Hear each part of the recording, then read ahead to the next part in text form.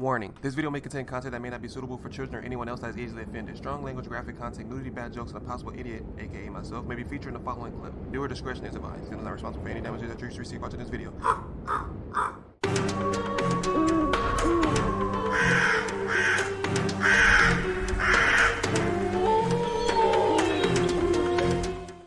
Hey, what's up, y'all? It's Zems, and welcome back to another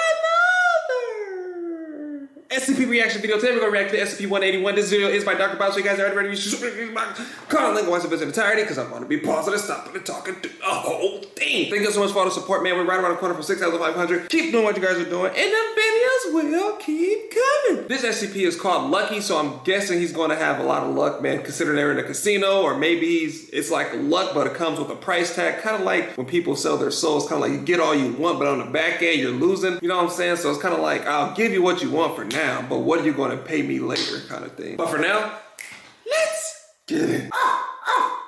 Go. 23, bust, the dealer says before scooping up the cards from in front of the man who appears to be growing increasingly angry as his stack of chips increasingly dwindles in size. That's why I can't gamble. Making matters worse for the man are the cheers of excitement coming from the nearby craps table, where it seems all of the luck that he has lost has somehow been transported. As the blackjack dealer once again reveals an ace and a king, another burst of noise comes from the craps game. 7 again, the croupier cries before placing a huge stack of chips in front of the young man playing craps who seemingly can't lose. The young man on the hot streak collects his winnings and walks happily through the crowded casino floor, right past the fuming man at the blackjack table. The young man cashes in his chips and counts the large stack of $100 bills given to him before tipping one to the woman working inside the cage. And this night is far from a rarity for this young man. For his entire life, it's been as if he couldn't lose. He's not strong, fast, or especially smart, but he's always managed to excel thanks to his one incredible gift: his never-ending good luck. But is that a bad thing? I don't know. I would love to have never-ending luck. Damn, when I'm gonna get that job? Hey, congratulations, you just got that job you always wanted. I don't know. Would you really care if you didn't like really fail that much? Like you didn't understand what it feels like to fail? Like, would you even care? I mean, I don't think I would, but I feel like failing also builds your character. So I don't know, it's different. I don't know. Let me know down in the comment section what you think. The young man soon recognized his ability to consistently beat games of chance and went to the one place in the world best suited for his skills: Las Vegas. And Vegas has been very, very good to him. He lives in an expensive hotel room right on the Strip, drives fancy cars, and treats himself nightly to lavish dinners and shows. It's all possible because no matter what the game is, it's as if he can never lose. The young man is in the middle of another hot streak, or rather, continuing his never-ending hot streak, this time at the roulette table. How does he keep doing it? Someone in the crowd asks as the man hits another number straight up, paying out 37-1 on his bet. The crowd cheers and slaps the man on his back, as a crowd is formed who are following along with his every bet, piggybacking on his luck as much as they can. The man is just about to place another large bet, when he's suddenly interrupted by a strong hand gripping his upper arm. The young man turns to find a large, toothy grin staring back at him. The smiling man continues to hold on to the young man's arm as he explains how impressed the casino is with his skill. He must be the luckiest man they've ever had the pleasure to have visited their casino, and the fact that he's been able to sustain that same run of luck night after night has been truly awe-inspiring. The young man thanks him for his kind words and tries to turn back to the table, but finds that the man won't let go of his arm, gripping it even tighter now than before. "We've been so impressed, in fact," the man tells him, "that the owners of this casino have requested the chance to meet with you." I've heard about this before. I think it was a while back, a dude or somebody who it was, they got kicked out of the casino because they was winning too much or something like that. "Sure," the young man tells him. "Just let me grab my chips and..." But the man begins to pull him away from the table, telling him that there's no need to worry. The casino will take care of his winnings. "After all, we have cameras everywhere. Who would steal?" The young man is soon pushed through a doorway into a space that looks like a police interrogation room, with just a single table and a couple of chairs, and a hammer, one of which a small, older man is sitting in. The ex-boxer wrenches the young man's arm down onto the table and holds it in place there. The young man screams as the boxer grabs a hammer with his free hand and raises it into the air, ready to bring it down on the young man's fingers. "Well?" the old man sitting across from him asks. The young man has started to cry a little, but between whimpers he manages to ask, "Well, what?" The old man wants to know how the young man is cheating. No one wins the way he does, over and over, night after night, no matter the game. The young man insists that he isn't cheating. He's just lucky. He always has been. But the old man isn't buying it.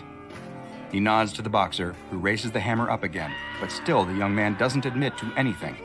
I'm just lucky. I'm just lucky, he keeps repeating over and over in between sobs. The old man stands up and pats him on the shoulder. Maybe you are, he says, before slipping something into the man's pocket. The police then enter the room and immediately take a set of loaded dice from the same pocket. He's in real trouble now. Wow. The young man is shoved into a holding cell at the jail and looks around at the other men, wondering if his luck has finally run out. He squeezes in on one of the benches lining the wall and accidentally bumps the man sitting next to him, waking him up from his nap. The man is angry at having been disturbed, but grows even angrier when he realizes who just woke him. It's the man who seemed to take all the luck. The young man doesn't seem to have noticed that he's upset at him at all, though.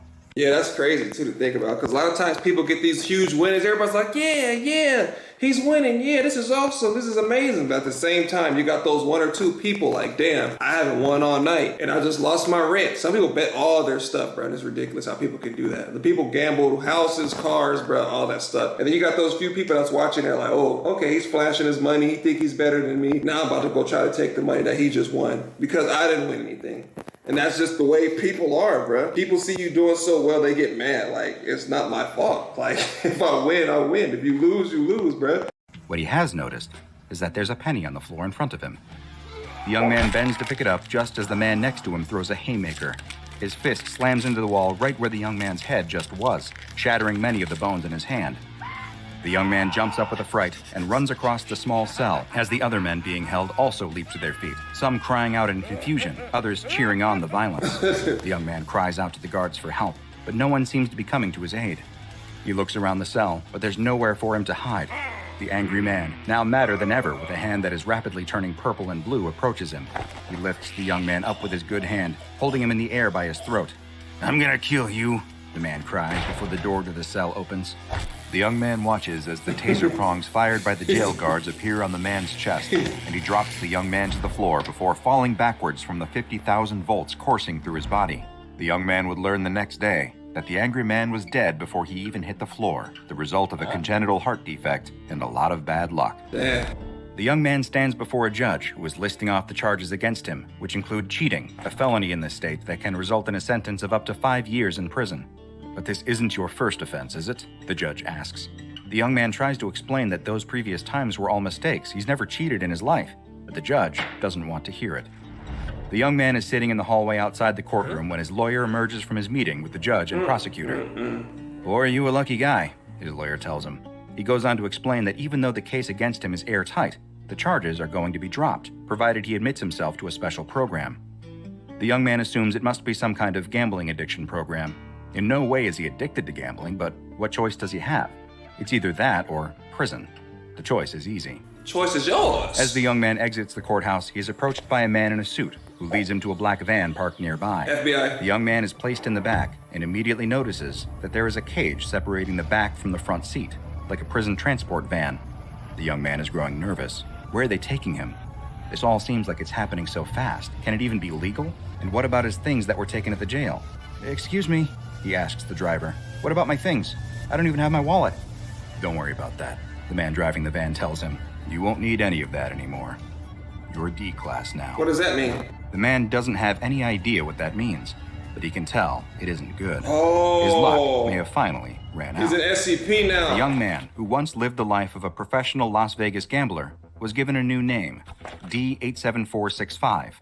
But as you'll see, that name wouldn't last very long, and soon would be known as SCP-181, or as the SCP Foundation staff like to refer to him, Lucky. SCP-181 was first noticed by the Foundation following his being arrested for repeatedly defrauding the Nevada Gaming Commission. He was originally made a member of the Foundation's Class D personnel, the guinea pigs of the SCP Foundation who are used for various tests with anomalies in order to better understand their properties. However, it soon became clear that the man's ability to consistently beat the odds had nothing to do with cheating.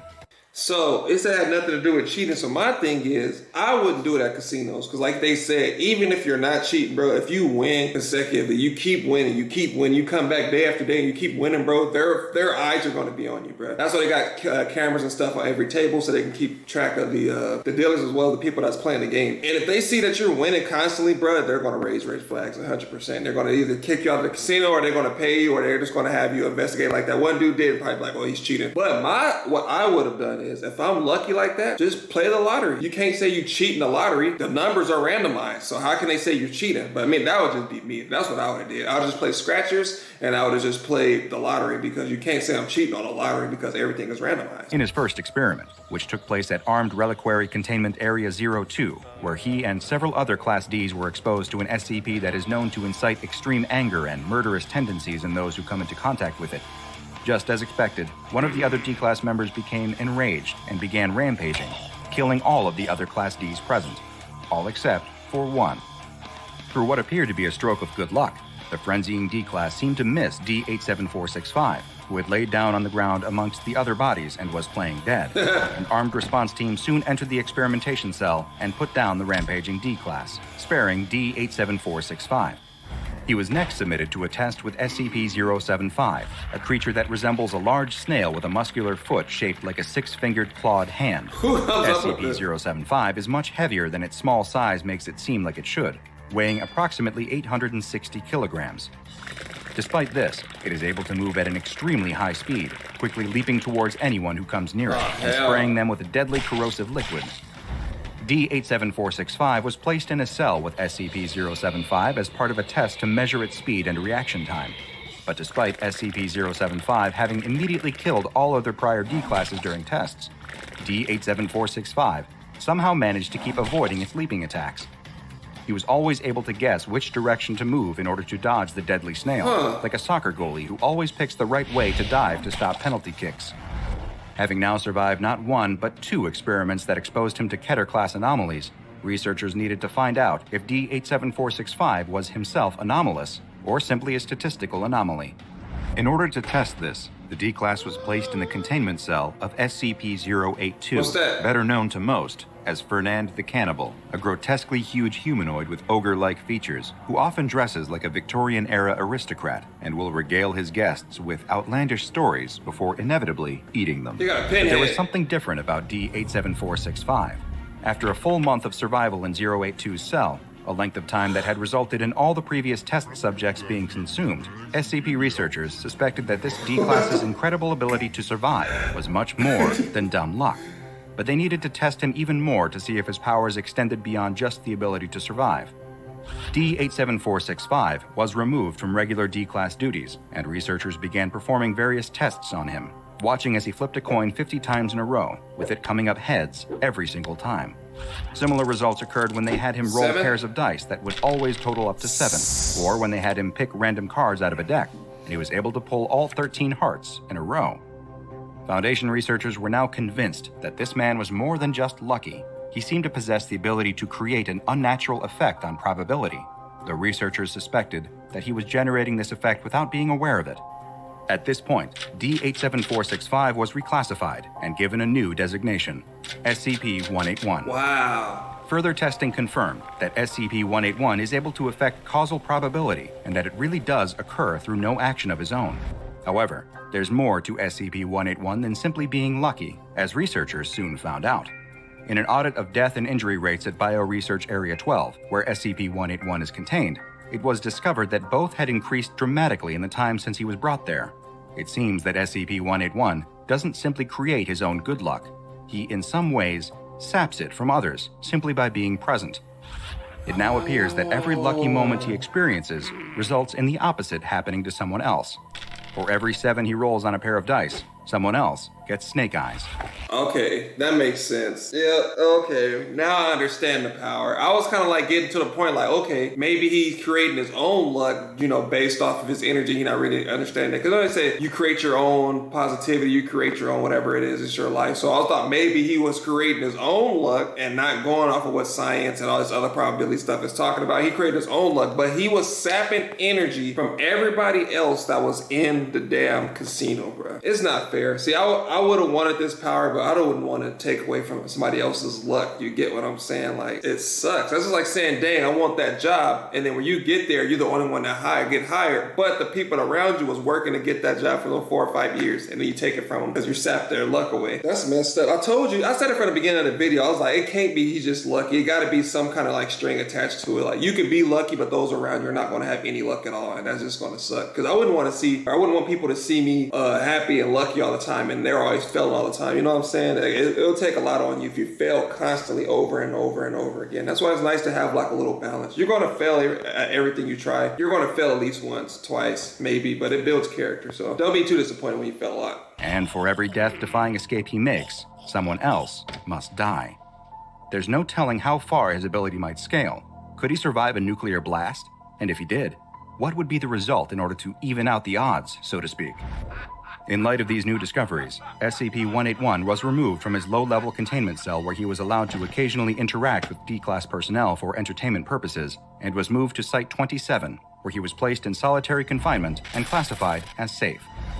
All interactions with staff are now limited to the bare minimum in order to ensure his survival and security, without risking any events that might result in him getting lucky. Dang, that was a good video. This video was recommended by LOL guys, so I appreciate you sharing that. That was an interesting concept. I know a lot of the times on this channel we look at SCPs and they're scary and they're killing people, and you know, they're just doing outrageous stuff like little Yule Man is like the little evil version of Santa Claus, but this one was kind of like a blessing and a curse at the same time. Let me know down in the comment section, would you want to have this power, but at the same time you would know that your luck causes other people's downfall. But this video was by Dr.Bob, so you guys have to reach shoot in the box. Comment link and watch the video in entirety, because I was pausing and stopping and talking through the whole thing. Thank you guys so much, man. Keep doing what you guys are doing, and the videos will keep coming. But again, thank you guys for watching, and I'll see you guys next time.